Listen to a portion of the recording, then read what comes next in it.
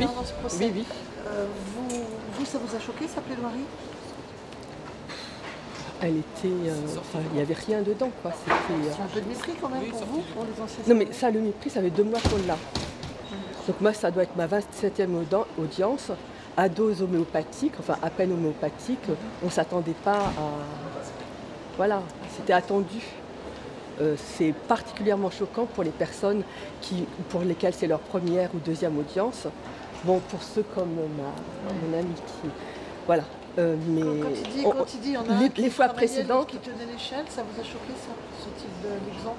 Ah bah déjà, en plus il ne connaît pas le travail, il pense peut-être qu'en allant à nacelle, qu'on est tout seul. Non, il en faut un qui conduit la nacelle, qui monte la nacelle, et l'autre qui est dans la nacelle. Il n'y connaît rien au travail. Et c'est le problème de ces gens, Didier Lombard, etc. Ils font comme s'ils savaient mieux. Il y a des directions métiers qui disaient aux gens comment fallait travailler, ils ne sont jamais venus sur le terrain, ils ne voient pas les dégâts que ça fait. Et quand les gens disent « mais non, c'est pas possible, mais non, c'est dangereux, mais on ne va pas pouvoir produire dans les temps », ils ne les écoutent pas.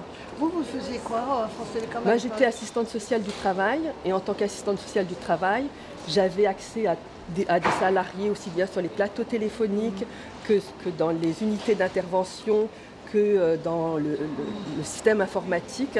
Et je peux vous dire que quel que soit à l'époque, quel que soit l'endroit, c'était quelque chose qui était assez terrible. Pourquoi vous avez subi aussi un préjudice? Vous avez été dépressif par rapport à cette situation? Comment vous l'avez vécu? Je vous référerai à mon audition qui est sur le site www.procèslombard.fr. Donc voilà.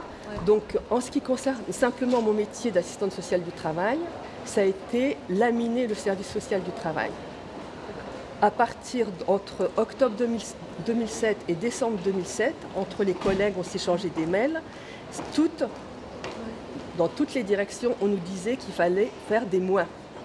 Alors qu'on n'était pas on était face à une augmentation de la souffrance au travail bien plus importante que celle qu'on avait déjà connue dans d'autres périodes de France Télécom. Mais là, c'était tous azimuts. Et malgré tout, on baisse les effectifs. On réorganise les services avec lesquels on travaille, les CSRH, on éloigne voilà. C'était un désastre, mais organisé. Simplement une dernière chose, quel est votre bilan aujourd'hui après ces 2 mois et demi d'audience? Finalement, au bout du compte, qu'est-ce que ça fait? Qu'est-ce que vous ressentez? Ce qui est bien dans ce procès, c'est que la présidente, elle a été très pédagogue. On sentait que vraiment, elle voulait comprendre. Et c'est compliqué à comprendre une entreprise avec l'organisation matricielle. C'est difficile de comprendre. Été entendu en tant que... Pas seulement entendu, mais que les choses qui nous ont fait souffrir sont décryptées. Et c'est ça qui est important.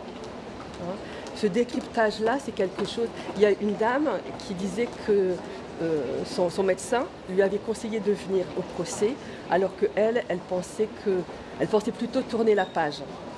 Et elle m'a dit, elle disait là, en fait, ça m'a fait du bien, je suis venue tous les jours, elle était là du côté du public, pas du côté des parties civiles.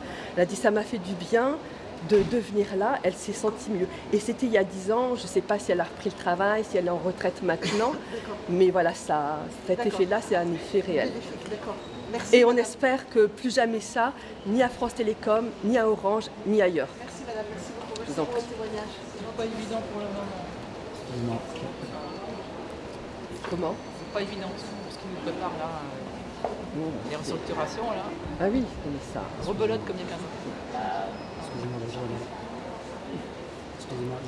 Excusez-moi, vous avez eu l'information que je ne vous connais pas personnellement, mais d'autres personnes vous connaissent.